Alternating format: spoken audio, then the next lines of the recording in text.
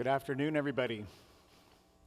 Thanks for joining this session. This is going to be an interesting session. We're going to talk about a variety of things. Obviously, in particular, we're going to be talking about artificial intelligence and where that's going. And it's a crazy time. This is, essentially I've been doing this for quite a while. We're going to talk, obviously, about the implications for e-commerce. But I've spent the last 17 years of my life just traveling to conferences all over the world, speaking about technology. And in a sense, the goal, what I'm supposed to do as a business futurist, is to try and predict the future, try and anticipate where we're going to be 5 to 7 years from now. And I can tell you, there has never been a harder time to try and anticipate that far into the future, because things are changing so fast. It's just unbelievable. Literally, there's developments coming out every single day. But there is one kind of modality of looking into the future, or at least attempting to, which is pretty reliable. And that, of course, no surprise, is to follow the money. And who's spending money, where's the money going, where are the investments going? And there's really three main categories. You've got the private sector, private equity, venture capital. For those of you who are interested in this, by the way, it's not the A rounds or the B rounds that have a lot of insights. It's once you get to the C rounds and the D rounds, then all of a sudden it starts to really hold some relevance. These are investors who are coming back a third time, a fourth time. So then you've got some promise. Of course, you've got to look at what the government's doing.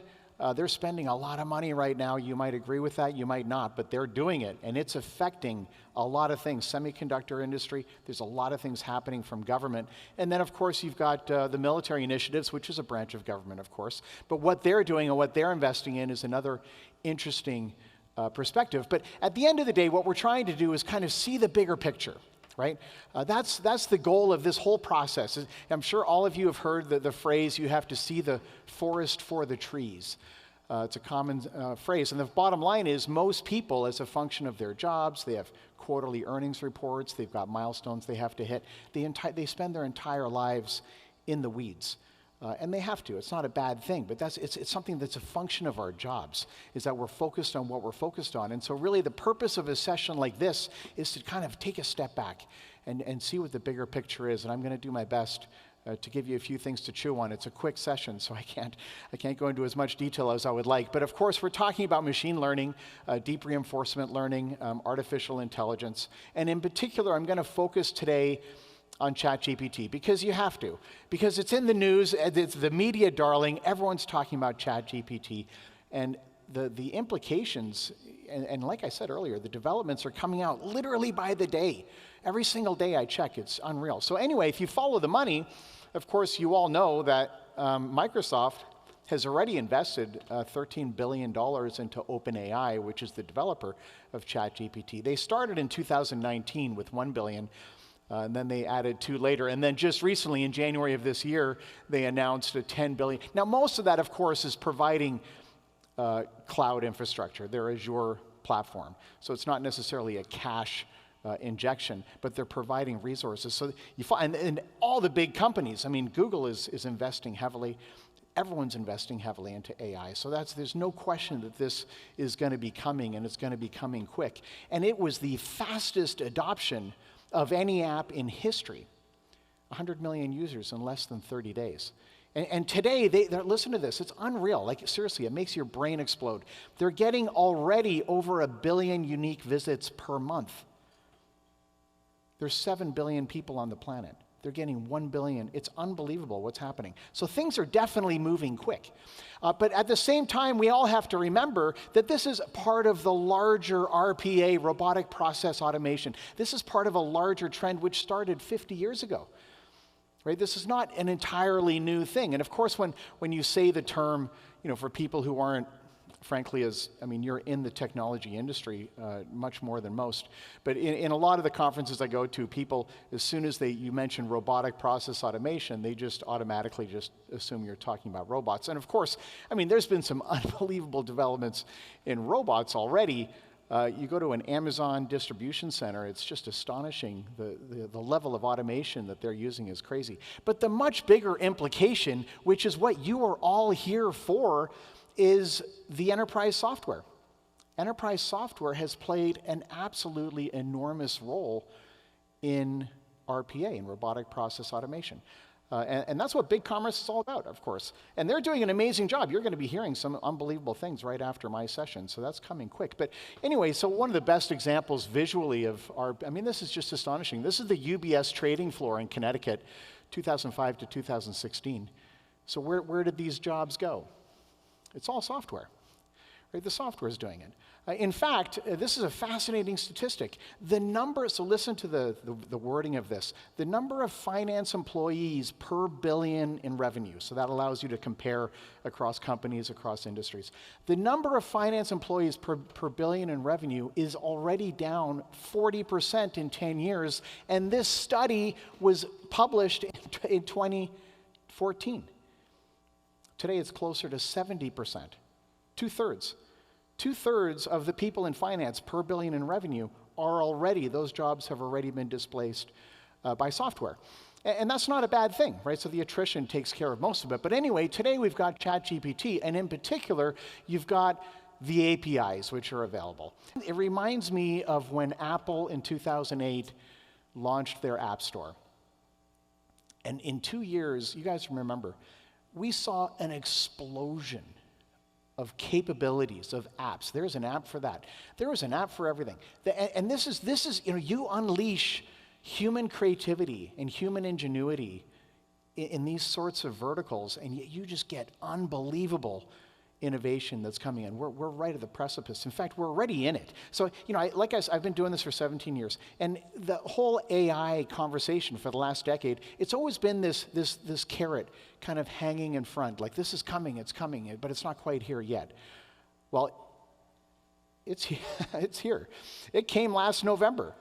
That's when ChatGPT kind of officially launched. That's when they went from ChatGPT 3.0 to 3.5, which is a really interesting transition, by the way. But anyway, and that's when the whole thing just took off. Well, we are now going to see in the next 2 years, 18 months to 24 months, we are going to see an explosion of capabilities that are built on top of this capability. And we already see a lot of them. There's, in the early days, people were saying that the new career of the future was to be a prompt engineer. Turns out that's not the case because the model itself can be taught to generate the perfect prompts for itself. So, and that already exists today. But kind of veering a little bit more into the e-commerce space, you've got apps that have been built on top of ChatGPT, including Instacart, OpenTable. And of course, ChatGPT isn't the only one. You've got Google Bard, which is doing some really interesting things, by the way, and with a different technology. They're building a large language model as well, but they're also including a different technology, which is coming out of the AlphaGo and AlphaZero. It's kind of a different. They're going to be combining those. It's really, and of course, BigCommerce is really leading the charge in terms of working with Google to bring those capabilities to all of you. But then, of course, Bloomberg has created a large language model. By the way, Anthropic just launched their Claude 2.0 like 3 hours ago. It was literally just announced this morning. So this is coming. And oh, by the way, here's another 29 ChatGPT alternatives, which will blow your mind this year. So the bottom line is this is everywhere. It's not like there's one model.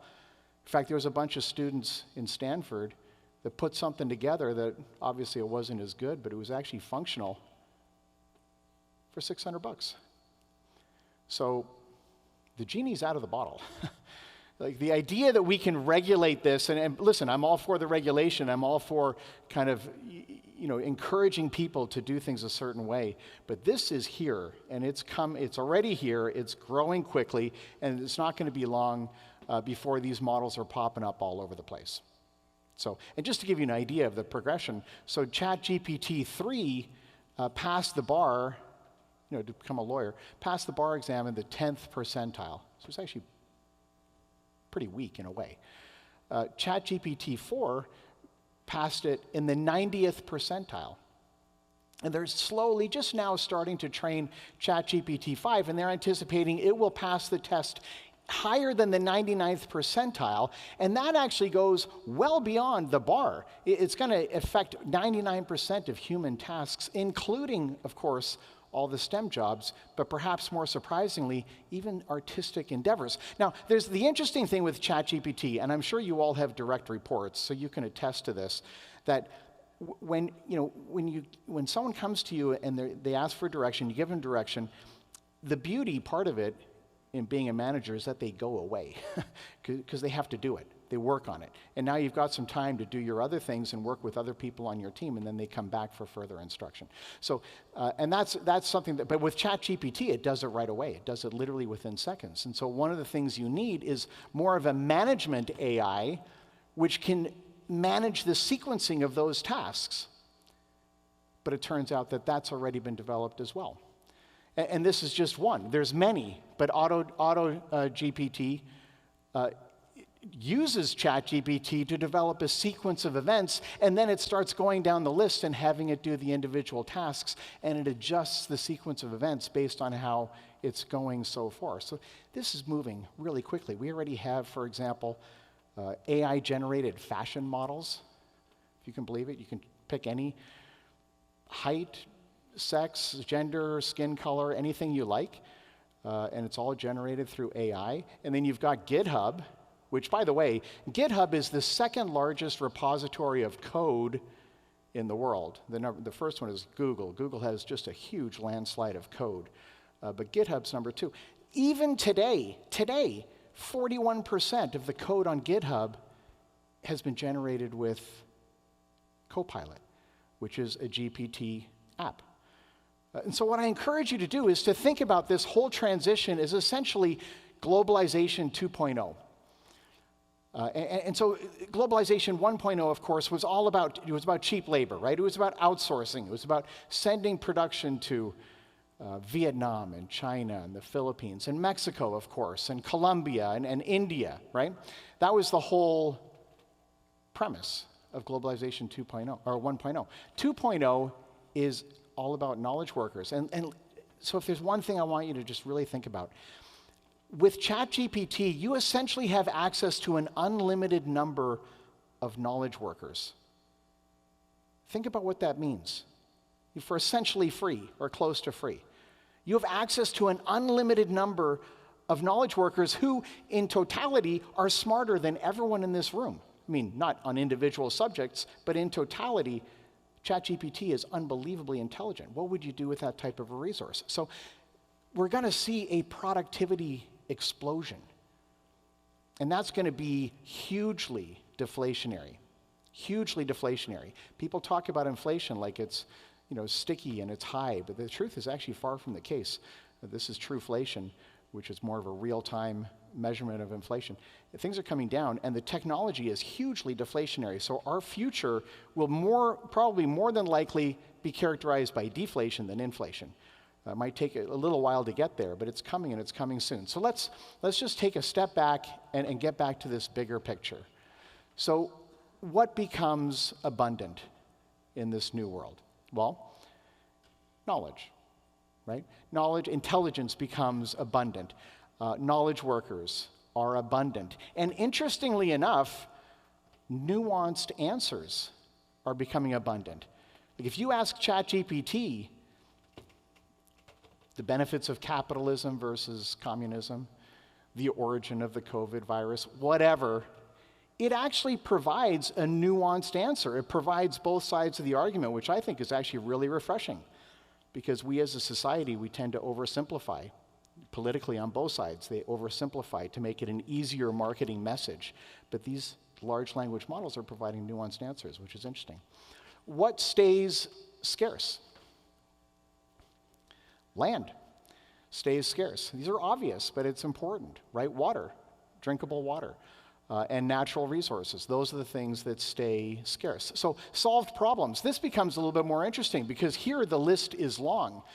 In particular, you think about the health consequences, biology, disease, unbelievable advancements happening in the field of medicine using this technology, getting into protein folding. We're developing new antibiotics, which we desperately need because the ones we've been using many of them have become resistant. The bacteria and the diseases and so on have become resistant to these antibiotics. It's being improved right now because of the advancements using this technology. Scanning X-rays, and of course not just X-rays, but CT scans and MRIs, I mean, the machine learning platforms have become much better than the average doctor at diagnosing diseases based on scans. And then you get into material science. Things like the smartphone in your pocket, right? I mean, this could change so many things. The development of new superconductors and the implications that that might have on getting to 2 nanometer semiconductors, or perhaps even one day, or stacking them on top of each other. Unbelievable possibilities also in the area of energy. Where these things are all tests at this point, but this is a fusion reactor. These sorts of things might become possible, and we are trending towards energy abundance. We are already trending towards energy abundance today. It is coming, right? And if you have abundant energy, all sorts of things become possible. We live on a planet that's covered 71% by water. You combine that with energy to desalinate the water, and you can do unbelievable things like irrigate the Sahara. It's a project in Libya.